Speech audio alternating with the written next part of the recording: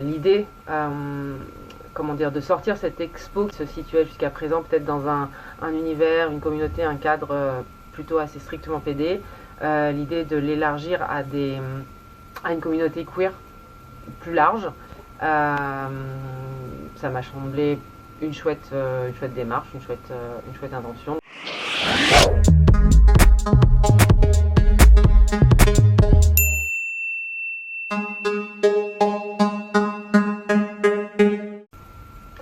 Bonjour, je suis Mike Batman, je suis dessinatrice, je suis aussi graphiste et voilà. Je suis queer et je pense que ça c'est quelque chose qui traverse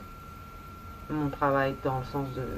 que ça influence forcément ce que j'ai envie d'aborder, ce que j'ai envie de représenter, ce que j'ai envie de dessiner tout simplement. En termes de technique, j'utilise le mot assez large et générique de dessin parce que justement il permet d'inclure pas mal de choses, pas mal d'outils. Moi j'aime bien explorer des traits, des trames, des outils, des rapports à la couleur ou au noir et blanc assez différents d'un dessin à l'autre. Ça m'arrive de travailler d'après photo, d'après des photomontages que je réalise au préalable, mais aussi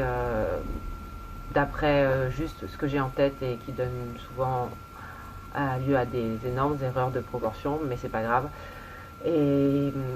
moi j'aime bien l'idée de me laisser, enfin c'est un plaisir pour moi de dessiner, c'est un plaisir pour moi de faire des images et je pense que je suis une personne assez dilettante peut-être, voire flemmarde, et je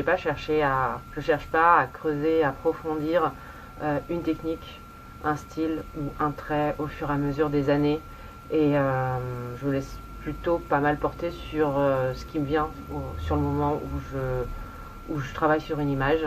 et ce qui me vient comme outil, comme envie de tracer, comme envie de rapport à la trame, à l'aplat, à la couleur ou pas, et voilà. Sur ce sujet, quand on m'a contacté pour me proposer d'y participer, avant même la question de l'inspiration, s'est posée, je crois, la question de la légitimité. Est-ce que moi, en tant que personne qui ne vit pas, qui ne subit pas la grossophobie, qui n'est pas grosse, il y avait une pertinence à ce que je raconte ou j'exprime ou je représente quelque chose sur ce thème.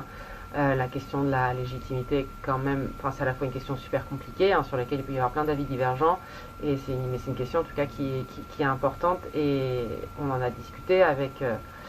Nicolas, le curateur, et l'idée de sortir cette expo qui a lieu tous les ans et qui se situait jusqu'à présent peut-être dans un univers, une communauté, un cadre plutôt assez strictement PD, l'idée de l'élargir à une communauté queer plus large, ça m'a semblé une chouette démarche, une chouette intention. Donc je me suis dit ok, on y va, je propose quelque chose, je participe, mais d'abord ce que je te propose c'est des noms d'artistes que j'ai en tête qui pour le coup travaillent sur cette question-là, de cette représentation-là de façon active, positive et sans doute beaucoup plus suivie que moi. Donc voilà, moi j'ai ces noms-là en tête et avant tout je voudrais te les soumettre. Et ensuite, ok, oui, j'ai une image en tête, j'ai un dessin qui existe déjà, et pour le coup qui a aussi, par la citation qu'il effectue, ce dessin, l'intérêt de mettre aussi en avant une personnalité et le travail d'une autre artiste qui elle aussi a travaillé de façon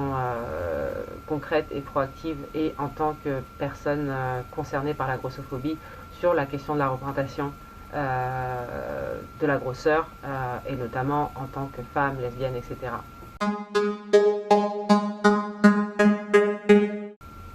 Alors ce dessin, justement,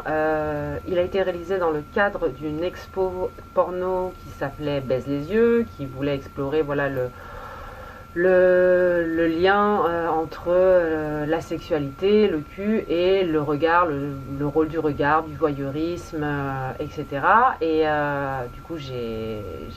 imaginé ce dessin qui a, pour faire super vite, qui a deux niveaux de distance de lecture. Donc un œil de chat, ou de chatte, qui est, j'imagine, ce voyeur et témoin privilégié de beaucoup débats. Et si on s'approche, donc on voit cet œil de chat, si on s'approche, il y a un reflet qui est une scène de sexe. Et pour dessiner cette scène, je suis partie d'une scène extraite d'un film de Courtney Trouble, qui est donc cette réalisatrice et actrice porno queer, femme, grosse, et qui a énormément travaillé pour et avec, je pense, tout un tas de publics minorisés, y compris au sein de nos communautés LGBT. Et si j'ai choisi cette scène, c'est parce que, voilà, donc il me semble que c'est une scène entre Courtney Trouble et April Flores. Et cette scène, elle me plaisait parce qu'elle était belle, parce que elle fonctionnait bien dans le cadre de mon dessin, dans le cadre qui était cet œil rond de chat. Et le point de vue, l'agencement des corps fonctionnait bien. Donc voilà, j'ai choisi cette scène et elle s'est retrouvée en dessin, reflet dans cet œil de chat, chatte voyeuse. Et ça me semblait chouette de présenter ce dessin-là dans cette expo. Et de citer comme ça aussi le travail pour le coup d'une artiste qui a beaucoup travaillé sur le renouvellement des représentations des grosses et aussi de tout un tas de corps qui sortent des normes, y compris des normes qui se rejouent dans nos milieux queer, LGBT, féministes, etc. Et après je pense qu'on peut largement discuter des formes de représentation et de leur pertinence, enfin, et de la pertinence aussi de les réfléchir à travers le média qu'est la pornographie. C'est un débat qui est vaste, mais en tout cas, on ne peut pas faire abstraction du fait que Courtney Trouble fait partie des personnes qui ont interrogé ça, qui ont travaillé cette matière-là. Et rien que pour ça, moi, cette démarche me semble intéressante, quoi qu'on pense du résultat. Et des résultats de son travail au fil des années. Pour continuer ce que je disais, on est dans un moment où la question des représentations et de l'inclusivité, je veux dire plutôt, des représentations est énormément interrogée, remise en question, bousculée, et la question des représentations fait de fait beaucoup débat parce que comment on représente, est-ce que les représentations et leur évolution suivent d'autres évolutions indispensables qui doivent arriver dans ce monde, dans cette société, et notamment des questions d'oppression et d'exploitation économique. Et est-ce que la question des représentations et de leur changement, quel rôle ça joue là-dedans, et est-ce que ça fait aussi bouger les choses? Et c'est un débat qui est hyper intéressant, qui est sans fin, mais en tout cas qui se pose de fait. Et on est à ce moment-là, du militantisme, on est à ce moment-là d'une histoire des luttes, et ce débat il a lieu, et dans tous les cas je pense que c'est important et pertinent qu'il ait lieu, quels que soient les avis qui s'affrontent là-dedans, et je pense que cette exposition elle s'inscrit dans tous les cas dans ce moment, dans cette histoire, et voilà.